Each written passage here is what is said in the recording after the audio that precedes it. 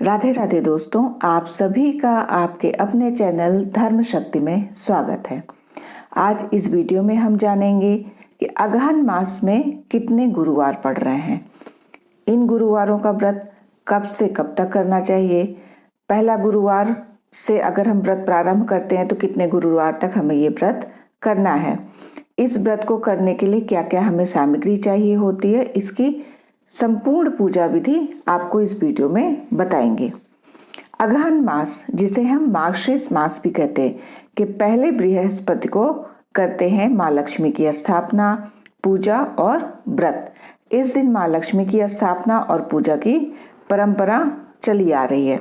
ऐसी मान्यता है कि तुलसी और लक्ष्मी की पूजा पूरे अगहन माह या फिर इस माह के गुरुवार को एक साथ करने और अन्नदान करने से माता लक्ष्मी प्रसन्न होती हैं और उनके आगमन के बाद उनका अस्थायित्व बना रहता है। अगहन के हर बृहस्पति को लक्ष्मी जी की पूजा होती है।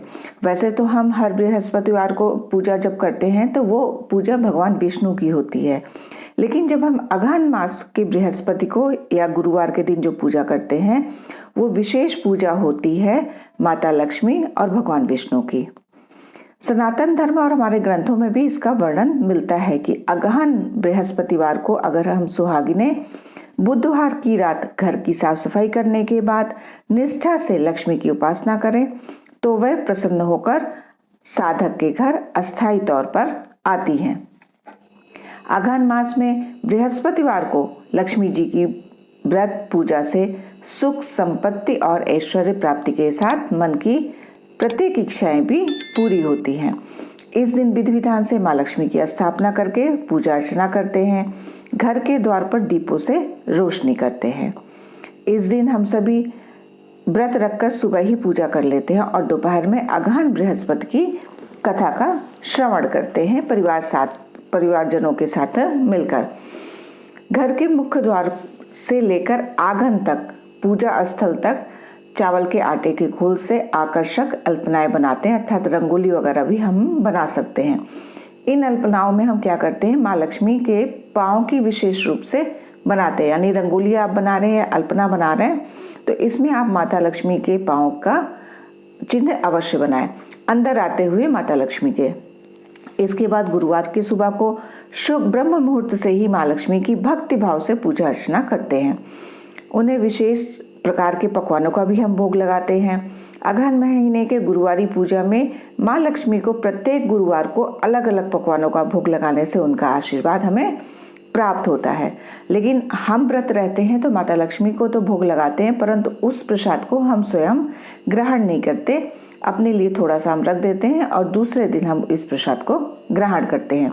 बाकी इस प्रसाद को आप अपने परिवारजनों में या आस पड़ोस में आप वितरित कर दीजिए। उसके बाद शाम को क्या करते हैं कि माता लक्ष्मी के सिंहासन को आम, आंवला और धान की बालियों से सजाते हैं। कलश की स्थापना कर माता लक्ष्मी की पूजा करते हैं। इस दिन श्री महालक्ष्मी की व्रत कथा, अगहन बृहस्पति की व्रत कथा, गुरुवार की व्रत कथा, इन सभी में से जो भी कथाएं आपके पास उपलब्ध हो आप उसका श्रवण करें या पठन करें। इससे क्या होती है, हमारी दुख दरिद्रता दूर होती है। संभव हो तो आप सभी परिवारजन, अड़ोसी पड़ोसियों को सब साथ में मिलकर करते हैं अगर कथा का श्रवण, तो और भी फलदायी रहता है। श्री महालक्ष्मी माता की कृपा से सुख, संपत्ति, ऐश्वर्य और मन की इच्छाएं पूरी होती हैं। आइए अब जानते हैं कि अगहन बृहस्पति की पूजा किस प्रकार से हम करते हैं। यह व्रत पूजा करने से माता लक्ष्मी प्रसन्न होती हैं और सुख, शांति और धन की प्राप्ति हमें होती है। इस व्रत को करने वाले महिलाएं, स्त्रियां जो भी है या पुरुष है, दोनों मन से स्वस्थ एवं आनंद भी प्राप्त करते हैं। इस व्रत को किसी भी महीने के प्रथम गुरुवार से प्रारंभ कर सकते हैं, परंतु अगर आप अगहन महीने में करते हैं तो और भी अच्छा होगा। लगातार आप सिर्फ अगहन महीने में अगर आप कर रहे हैं तो इस वर्ष में आपको 4 गुरुवार की प्राप्ति हो रही है। और यदि आप इस अगहन माह में गुरुवार की व्रत का संकल्प लेते हैं, वो भी माता लक्ष्मी के लिए, तो आप अगर पूरे वर्ष भी रखना चाहते हैं तो आप पूरे वर्ष रख सकते हैं। अन्यथा आप प्रतिवर्ष अगहन मास में अपने गुरुवार व्रत को करिए और चाहें तो आप 2 वर्ष 3 वर्ष का संकल्प लेकर उसके बाद उद्यापन करिए। अदरवाइज आप हर वर्ष में आखिरी गुरुवार को अपने व्रत का उद्यापन कर दीजिए। इसमें शेष सभी गुरुवारों पे 8 सुहागिनें कुंवारी कन्याओं को आमंत्रित कर उन्हें सम्मान के साथ पीढ़े या आसन पर बिठाकर श्री महालक्ष्मी के रूप समझकर उनको हल्दी कुमकुम लगाइए। और जब आप उद्यापन करें, अगर हर गुरुवार नहीं कर पाते, आपके लिए संभव नहीं है, तो जिस गुरुवार को आप उद्यापन करें उस दिन आप इस कार्य को जरूर करें। पूजा की समाप्ति पर फल प्रसाद वितरित करें और कथा की एक एक प्रति भी उन्हें देकर नमस्कार करें, जैसे हम वैभव लक्ष्मी व्रत करते हैं। आप इसमें जो है पुरुष जनों को भी पूजा में आमंत्रित कर सकते हैं। व्रत को करने में अगर आपको दिक्कत आती है तो आप फलाहारी अच्छे से फलाहारी करके व्रत को रखिए और अन्न का केवल सेवन मत करिए। पद्म पुराण में इस व्रत को गृहस्थ जनों के लिए बताया गया है। इस पूजा को पति पत्नी मिलकर अगर करते हैं तो बहुत ही अच्छा है, और अगर आप पति पत्नी मिलकर कर रहे हैं तो आप जोड़े में ही आप जिनको भोजन के लिए बुला रहे हैं, अगर हर गुरुवार को बुला रहे हैं तो आप कोशिश करिए कि जोड़े में आप किसी अपने परिवार के सदस्य को भी बुलाकर करा सकते हैं। अब आप में से कुछ लोगों का प्रश्न होगा कि अगर हमारे पीरियड्स आ गए हैं तो फिर क्या करें। अगर आपके पीरियड्स पहले गुरुवार को ही आ गए हैं तो आप उस गुरुवार को ना छोड़कर अगले गुरुवार से अपने व्रत का प्रारंभ करिए। परंतु अगर आपने व्रत को प्रारंभ कर लिया है और फिर बीच में पीरियड्स आते हैं तो आप पूजा परिवार के किसी सदस्य से, अपने हस्बैंड से या बच्चों से करा लीजिए और स्वयं आप उपवास रखिए। आप व्रत को मत छोड़िएगा। प्रत्येक गुरुवार को व्रत रखने के बाद अगर आप साल भर रखना चाहते हैं तो आप इसको कंटिन्यूअस करिए। अदरवाइज सिर्फ अगहन मास का आप बृहस्पति या गुरुवार का व्रत रखना है तो आखिरी गुरुवार को आप समापन करके कुछ लोगों को बुलाकर घर पर और मंदिर, लक्ष्मी नारायण के मंदिर में भी भोजन की थाली आप अवश्य ले जाके वहाँ पर प्रसाद का भोग लगाएं। और घर पर जिनको आमंत्रित कर रहे हैं उनको प्रसाद भी दे। अगर आप सक्षम है तो थोड़ा वस्त्र भी दे सकते हैं। जैसे आपका सामर्थ्य हो आप उस हिसाब से अपना उद्यापन करिए, पर आप 3, 5 या 7 की संख्या में जरूर करिए। आइए आप जानते हैं कि किस प्रकार से हम पूजा, स्थापना और विसर्जन करेंगे। इस दिन पूजा करने के लिए किसी ब्राह्मण या पुरोहित की हमें आवश्यकता नहीं होती है। कोई भी अपनी भक्ति से पूजा कर सकता है। एक दिन पूर्व ही घर को गोबर से या साफ सफाई, अगर आप शहरों में रह रहे हैं तो उसको साफ सफाई अच्छे से कर ले, गीले कपड़े से घर को पूरे साफ सफाई कर लीजिए। इसके बाद एक ऊंचे पीढ़े या चौकी पर या छोटे मेज पर बीच में थोड़े से गेहूं रखकर, चावल रखकर एक साफ सुथरे तांबे या पीतल के लोटे में पानी भरकर चावल या गेहूं पर रखें। पानी में सुपारी, कुछ पैसे और दूर्वा डाल दीजिए। ऊपर से लोटे में चारों तरफ से 5 तरह के पेड़ के 5 या 7 पत्ते डालकर बीच में एक नारियल आप रखिए। उस नारियल पर देवी का फोटो बांधकर या चिपका कर रखिए, अन्यथा आप चौकी पर दूसरे स्थान पर भी रख सकते हैं। और उसके साथ ही उस लोटे को गले या रख दें और लोटे पर हल्दी कुमकुम से या चुनरी को बांध दें और हल्दी कुमकुम का आप टीका अवश्य लगाएं। और नारियल के ऊपर भी एक छोटी सी चुनरी को आप बांध दीजिए। साथ ही देवी की प्रतिमा या फोटो को पूर्व दिशा के मुंह करके या उत्तर दिशा में मुंह करके स्थापना कीजिए। इस व्रत की कथा पुस्तक में जो फोटो है उसके सामने रखें एवं आप अपना पूजा आरंभ कर सकते हैं। अगर आपके पास अलग से फोटो नहीं है और आपके पास सिर्फ पुस्तक है तो आप पुस्तक रखकर भी उसकी पूजा कर सकते हैं। उसके बाद आप आचमन कीजिए। आचमन के दौरान आप ओम केशवाय नमः, ओम नारायणाय नमः, ओम माधवाय नमः, इन तीनों मंत्रों को पढ़कर प्रत्येक मंत्र से एक एक आचमन कीजिए।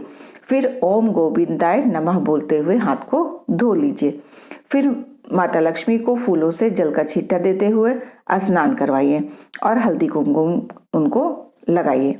पुष्पहार अर्पित करिए, धूप दीप जला दीजिए। फिर इसके बाद भोग लगाकर महालक्ष्मी व्रत के महात्म्य का पाठ कीजिए। प्रारंभ में महालक्ष्मी नमन अष्टक, कनक स्तोत्र पाठ का भी आप पाठ कर सकते हैं। और इसके बाद देवी को प्रणाम करके कथा का पाठ शुरू करिए। कथा की समाप्ति पर देवी की आरती उतारें और फिर से प्रणाम करें। रात को फिर माता लक्ष्मी की पूजा करें, मिष्ठान का भोग लगाएं।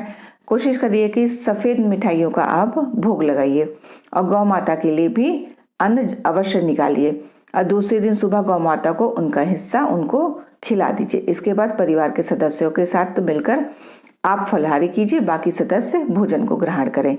अगर आप बिल्कुल सामर्थ्य नहीं है कि पूरे दिन व्रत रख सकते हैं तो आप फिर रात्रि में हल्का सा भोजन, आप सात्विक भोजन ग्रहण कर लीजिए।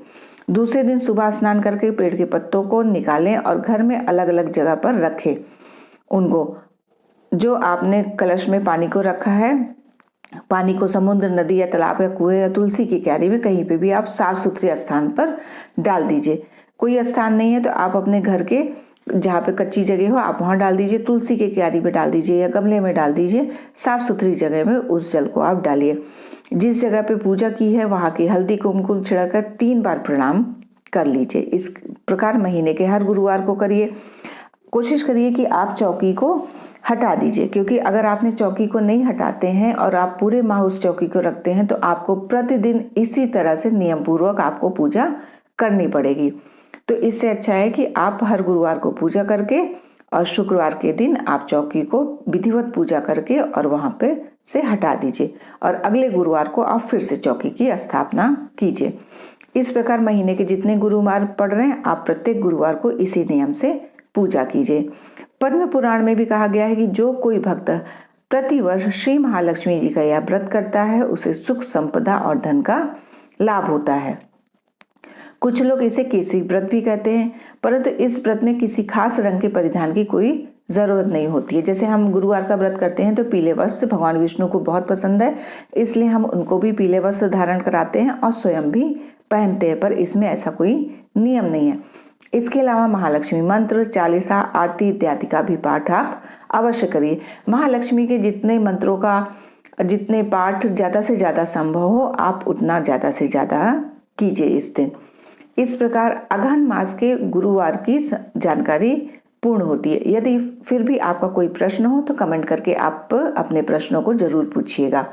यह वीडियो आपको पसंद आई हो तो वीडियो को लाइक करके चैनल को सब्सक्राइब कर लीजिएगा यदि आप चैनल पर नए हैं, और बेल आइकन को प्रेस कर लीजिएगा जिससे आपको आगे आने वाले वीडियोस के नोटिफिकेशन समय पर मिल सके। आप और आपके परिवार पर माता लक्ष्मी और श्रीहरि की कृपा सदैव बनी रहे। राधे राधे दोस्तों।